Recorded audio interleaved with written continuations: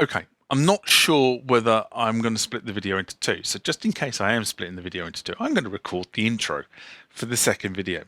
And the only reason I'm thinking about doing it is because I looked at the time code of the videos that have been shot and realised that actually the first video ran on quite a lot. So rather than you having to watch lots of video, you can make the choice to jump out and watch this one or watch that one.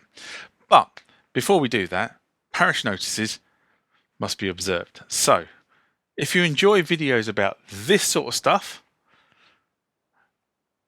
hit the subscribe icon. If you want to be notified when the channel puts videos about this sort of stuff onto YouTube, hit the bell icon.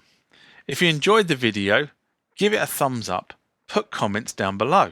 I do read them, I do respond to them, and sometimes I make videos about them, like this one. If you haven't already, for the price of less than a cup of coffee, join the TMTG community. Support the production of videos, support the channel. And on that, we're going to go back to the second part of the first video that I split into two. Hopefully that makes sense. I suppose for those that are interested, this is what the S6000 is all about. So we'll start with the back of the S6000. The power supply is down this side of the machine. It goes runs virtually all the way down, and it's a standard 240 volt supply for the UK. Although the power supply I think is universal. It can do 100 through 240. It's capable of doing that without switching. And then you've got a ground tab here as well. And that was really for, I suppose, a lot of people of the time were sampling records. So hook a record deck up to this, either directly or through a sub mixer, and this allowed you to effectively ground this unit to the record deck or to the sub mixer, which would be grounded to the record deck in turn. So you effectively were grounding the entire implementation, so you didn't get any hums or loops, ground loops, when you were trying to sample. Next to this is two banks of MIDI. So this thing can actually deal with 32 channels of MIDI, as opposed to the standard 16 channels of MIDI you get with a single MIDI implementation. So it comes in banks A and banks B. So you can actually, as I say, you can trigger up to 32 channels on this. I've never done it. I've never had to trigger 32 channels because I don't need that thing, but you could see back in the day where these things were heavily being used, you would effectively have a sample being triggered on each track, or each output even on here. So you can have 32 samples being triggered, running 2 into each one of these outputs back to a mixer and a recording desk. I've never done it. I've never had to do that, so that's the reason why I've only got 8 outputs, but we'll come on to that in a minute. Then we have an expansion slot, which we'll look at when we look at the internals, and then we have the USB expansion card, what we've just looked at. Next to that are 2 SCSI connectors. Now, SCSI was a transport mechanism for data. In this era, it was very fast. I mean, it was kind of it was faster than a standard IDE drive. Hence the reason why a lot of samplers had SCSI interfaces. And typically, you'd have on the end of that, you'd either have something like a SCSI CD-ROM, or something like this thing over here, which is a SCSI SyQuest drive, or a Jazz drive, or a zip drive, or just a SCSI, an external SCSI hard drive, maybe. But there were lots of those sort of media storage devices that you would run on SCSI. And that's the sort of interface to this machine. You can actually put more SCSI stuff internally as well. But that's kind of the external interface. And there's a button there that actually says whether this is this needs to be the terminator or it's not. So you could actually have SCSI running through the device, if I remember correctly. or you switched it on so you said it was a terminator, and if you said it was a terminator, it would then think this was the last device in the chain. Moving forward over here, we have the two main outputs, which are quarter inch jack. Sorry, I'm talking about quarter inch jack. They are balanced XLR. Okay, so these a lot of high-end gear around this time use balanced XLR as the output, which made transmission, obviously. I did a video some time ago about balanced XLR or balanced signals, and the fact that they were much less susceptible to interference if you ran things in a balanced way as opposed to running things with an unbalanced signal. These are balanced. The other side of here is they have actually the main input to this, which is again an XLR, and that kind of sort of harks back to the fact it was expecting a microphone maybe to be plugged into this. So these are you can set these either line level or mic level. But the other thing you can do here is you can actually take a stereo sample. So there is the left here, which is the mono, or you can plug something into the left and right and take a stereo sample. Now, what you've got to remember about this is that back in the day when this thing was being actively marketed and sold, stereo sampling was a luxury. Most samples that you hear on most records produced around this time would have been some sort of mono sample that would have been taken into the sampler, messed around with, and then would come out on one of these mono feeds. So having stereo samples or being able to take stereo samples was a luxury. Now the computers, obviously, they allowed you to take stereo samples when they started taking over this sort of sampling arena. But these hardware samplers, the early hardware samplers, especially if you look at something like, which is now off camera, but the S330, or this thing here, which is the Yamaha RTX16W. But when you look at those, they were all mono samples, so they effectively were mono. They might have come out stereo feed, but the sample itself was actually mono. So there you go. As I said, I don't have the expansion card fitted to bring this up to 16 outputs. I've considered buying one several times and decided not to because I just don't use it. It's as simple as that. I've never. In fact, I'm struggling to think whether I actually used 8 outputs. I've had 8 outputs plugged into the patch bay before now, but I don't think I've ever actually had 8 outputs coming out of this device at the same time. So underneath that are the 8 outputs. Now, these can either be run mono, so you can run a single signal down each one of these outputs, or you can run them as a stereo pair. So effectively it's 8 mono outputs or 4 stereo pairs, or a combination thereof. So this thing is configurable in its routing. And it comes back to this thing, the MIDI input. So you can have 32 MIDI inputs triggering 32 samples from 32 different channels and coming out through 16 outs, or a combination of 16 outs and the mains. Okay, so it was very, very flexible in the way this thing worked. Then we move down to here, which is sort of the digital I/O. So these two are the digital sockets. Again, I've never ever used them. I don't actually, well, I'm struggling to think of what pieces of equipment I might have that actually does digital coaxial. Yeah, I think I've got a couple of pieces, but I just can't think of them off the top of my head.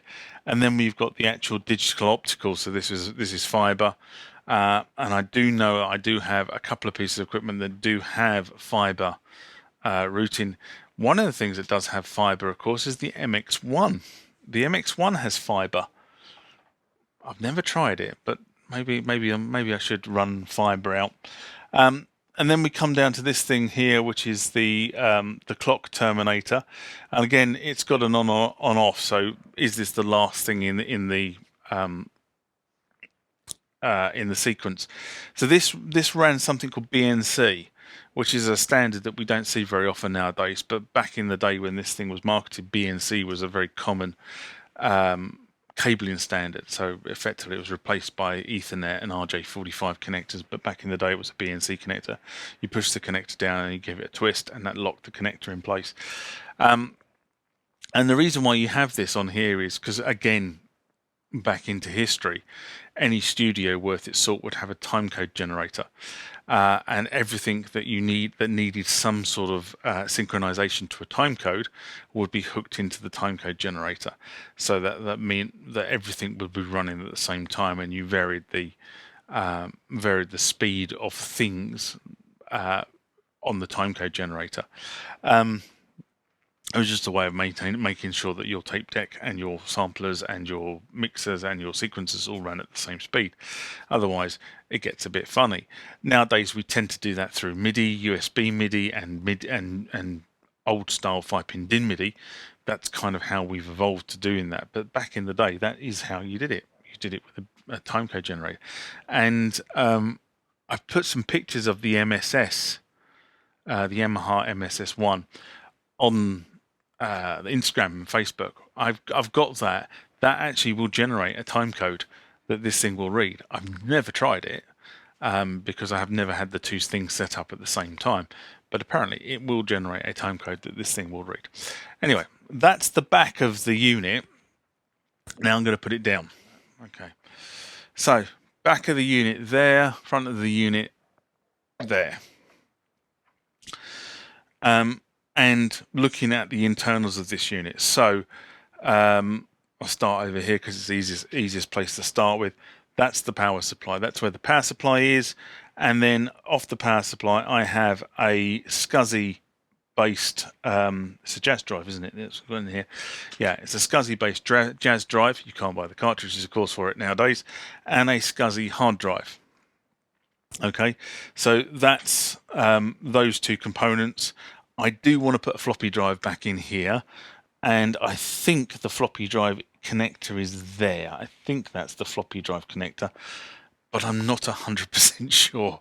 I do need to go and look at the technical manual and see how I put a floppy drive back in here and how I move the hard drive over here and mount it. I might have to do some modifications to this mounting plate to be able to mount it properly. So the SCSI is connected by a SCSI ribbon, so that's the really wide SCSI ribbon as compared to an IDE drive, which is a thinner ribbon, and that goes down to a connector down there. And I'm not going to pull this out, but there's a connector down there. And then down there as well, there is also an expansion slot, which is virtually the same style of expansion slot as the USB slot I just showed you, into that card. And then you have sitting here effectively the connections to the MIDI, and again, it's kind of configurable. You could actually change the MIDI interface here. I'm not sure why you want to, but you could actually take these two cards out and put something else in there. I'm not sure whether AKAI ever did that as a standard upgrade, but it's possible because of the way it's all kind of put together. Then down here, this black socket here, that's actually for standard IDE. So at this point in time, the two standards were SCSI, which is what this thing is running on, or IDE. So I could actually put an IDE drive in there and then think about where I could actually mount it within here. There's a lot of air space here, but there's nothing actually to mount it to. So if I put a floppy drive in there and that moves over here a bit, then the question then becomes is how do I mount the IDE drive? The other thing that you notice in here is somebody has done a pretty sloppy job of implementing the jazz drive. So rather than what I probably would have done, which is got a power splitter that had been properly configured with wires coming out of it, and you would have then daisy chained it from there to there. What the guy who did this one is he's cut into the wires, and I don't agree with that. And he's been so, even though he's cut into the wires, and all right, that's bad enough, What he hasn't done is he hasn't properly dealt with that by putting heat shrink on there. So if you'd put heat shrink on there, that would have been a better implementation, but let's not go there. And then sort of moving across here, this is the sound card, the outputs, sorry, for the 8 individual outputs or 4 stereo pairs. And then this connector here is how you put the second connect card onto the machine. Effectively, you mount the card on here through these holes here. So you take this blanking plate out and put them there, and then the card, and I'm not sure whether it's a ribbon connector or it's a flat connector, but effectively the card connects in there. So that's how you get your 16 channels of audio. And then we move up here. This is the main outs, inputs, and you can see here these are the protection relays to protect the outs from overloading, etc. So you see this again on a lot of high-end gear is these, and it's quite often when you switch things on, if you switch something on and a few seconds after you switched it on you hear it go click, that's typically these relays engaging. So it means that when you switch these on and you're on a live PA, what you shouldn't theoretically get is a thump. Because if you get a thump, what that does is it moves the speaker in and out on the magnetic travel, because it's like thump, and that has the potential of blowing the speaker if that thump is enough clonk and you've got the amps turned up. So that's kind of what it was all about. I think there's probably other reasons, and people will shout at me and say there are other reasons, but that was how it was explained to me by an engineer in a venue one night, and nobody's ever sort of thought to contradict it. Then we have this here, which is the sound card. This is where all the main processing is done, and the expansion card for that. Obviously, this is where this plugs in. Now, the thing about this is it obviously has, if I push this up like so, on the front, what you also have here is you have, is that coming across? Hopefully it is. You also have a left in, a right in. These are 1/4-inch jacks, not XLRs like they're on the back. Phones level, and main volume. So those are controls actually on the front of the machine. And if I put this back down like so, there is a second input that comes out of the board there to this side board, which runs all these inputs and outputs. Okay, and what you do notice on here is that these outputs here, or inputs on the back, actually don't run off that board to somewhere down here. They actually run off that board to this board at the front, and then they're actually taken from this board at the front back to the main circuit board. I suppose it just sort of simplifies the wiring.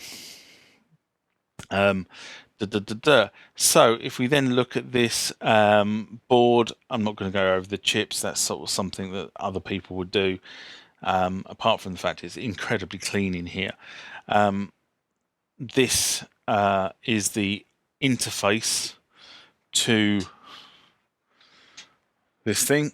Okay, so that effectively runs to a socket that sits just behind the panel here. A little bit of circuitry there, but effectively it's running this sort of deep pin arrangement that's sitting there.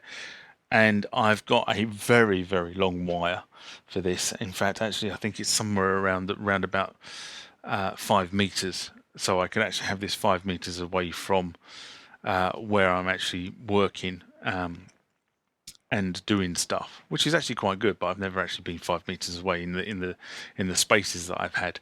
But I could be 5 meters away. And then again, looking down here, this is the memory for the unit. I can't tell you off the top of my head how much memory I've got in here. It is fully loaded, I think, because I think last time I thought about it and looked at it and then realised that I actually had it fully loaded anyway, so I didn't need any more memory. But the old style memory chip's very, very tightly packed in here. And that really is the internals of this sort of AKAI unit. There are some other stuff that's sitting under here. There is a chip holder here. I'm not sure what goes into that chip holder. And what you can't see, and I'm not going to actually take this off but sitting underneath this ribbon connector here is actually the giveaway that the S6000 and the S5000 were effectively the same machine, in that the board actually has written on it S5000, S6000. So as I say, the key difference between the 5000 and the 6000, I think the 6000 has more space in terms of the unit is bigger than the 5000. I've never had a 5000, so I'm just going by the visuals I've seen, and the fact that the 6000 has this detachable work screen, like so. Now, the other thing that was really interesting to note at the time is AKAI did everything through these screens. I'm not sure whether it ever gave you the option to run this through a monitor, whereas what you notice with the Roland equipment, and you would have done if you've seen videos that were done over Christmas, is that actually has RGB outputs, and all of the Roland equipment, or all of the Roland equipment I've got that is sampler based, etc., has those RGB outputs, so you can actually run those into a big monitor. You'll need for modern day equipment, as I showed you on a video over Christmas, it's Christmas 2020, you'll need some way of properly scaling that for the TV or the monitor you're going to, because the output of these things and the TVs are now not compatible, in that we tend to run our TVs at 720 and 1080p, whereas these things were designed to output a much lower resolution. So you need something that actually bridges the gap between the two. Anyway, I'm not going to bore you putting this back together. I showed you how to get into it. So putting it back together is effectively the reverse of getting into it.